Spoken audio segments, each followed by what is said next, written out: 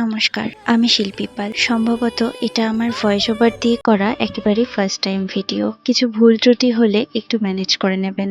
আমি মূলত পেশাদারিভাবে crafting, art related painting এবং DIY পেইন্টিং এর ওপর কাজ করে থাকি। সেরকমই আজকে একটা আপনাদের সামনে স্লেট পেইন্টিং এর ভিডিও আমি তুলে ধরছি। বাচ্চাদের হাতেখড়ির জন্য একটি স্লেট কাস্টমাইজ করে পেইন্টিং করা হচ্ছে। এটা একেবারেই হুট করে অর্ডারটি পাওয়া।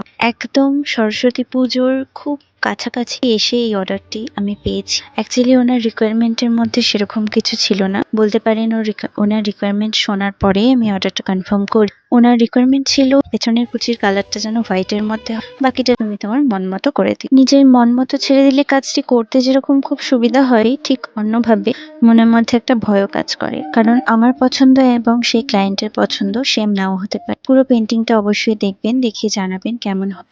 আপনাদের একটি কমেন্ট এবং একটি লাইক আমাদের অনেকটা নেক্সট কাজের জন্য উৎসাহিত। ধন্যবাদ।